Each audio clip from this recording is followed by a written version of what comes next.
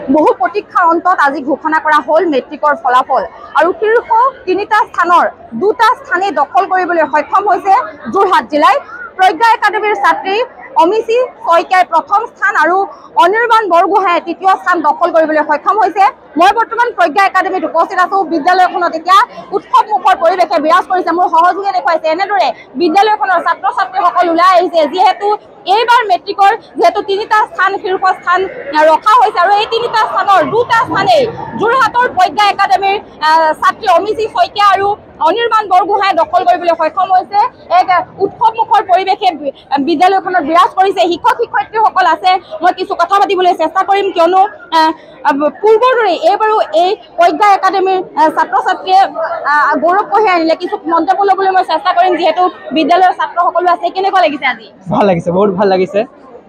যোৱাবাৰো প্ৰথম স্থান দখল কৰিছিলে এইখন বিদ্যালয়ৰ পৰাই, এইবাৰ প্ৰথম স্থান, এইবাৰ প্ৰথম আৰু তৃতীয় স্থান। বহুতেই ভাল লাগিছে।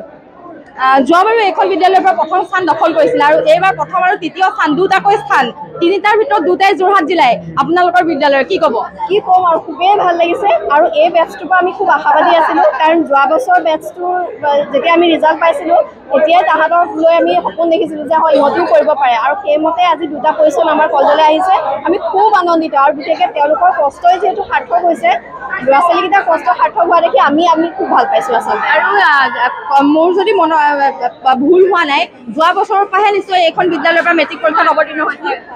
হয়, যোৱাবাৰো এইখন বিদ্যালয়ৰ পৰা আমাৰ প্ৰথম স্থান অধিকাৰ কৰিবলৈ সক্ষম হৈছে আৰু এইবছৰ সেই ধাৰাটো যে আমি ৰাখিব পাৰিছোঁ তাৰ কাৰণে আমি নথৈ আনন্দিত। এইখন বিদ্যালয়ৰ পৰা 2বাৰ অৱতীৰ্ণ হৈছে। হয়, 2 নম্বৰবাৰ অৱতীৰ্ণ আৰু এইবাৰ 2জনে স্থান পাবলৈ সক্ষম হৈছে, তাৰ কাৰণে আমি নথৈ আনন্দিত। আৰু ল'ৰা ছোৱালীকেইটা মানে সকলো ফালৰ পৰাই আগবঢ়া, অকল পঢ়াতে নহয়, সকলো ফালৰ পৰা তৰ্ক গান নাচ সকলো ফালৰ পৰাই আগবঢ়া, সেইকাৰণে ভাল লাগিছে। কি ক'ব?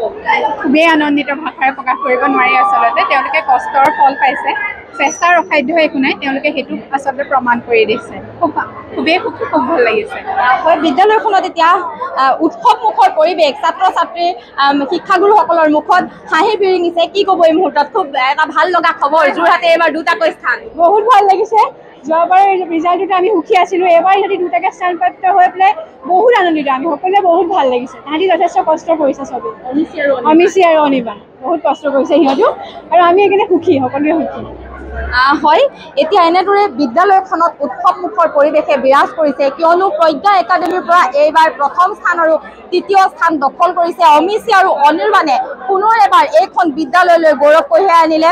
2024 বৰ্ষতো এইখন বিদ্যালয়ে প্ৰথম স্থান দখল কৰিছিল আৰু এইবাৰ 3টাকৈ স্থান দখল কৰাৰ পাছতে আচলতে এনেধৰণে বিদ্যালয়ৰ ছাত্ৰ ছাত্ৰীসকল আৰু শিক্ষাগুৰুসকলৰ মুখত হাঁহি বিৰিঙিছে। ছাত্ৰ ছাত্ৰীসকলো যিহেতু আছে, মই কিছু কথা পাতিবলৈ চেষ্টা কৰিম। যোৱাবাৰো প্ৰথম স্থান আৰু এইবাৰ 2টাকৈ স্থান, কেনেকুৱা লাগিছে?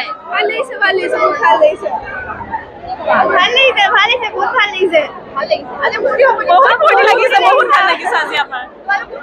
আমি নাই নহয়, চেষ্টা কৰিম, ভাল লাগিছে আমাৰ।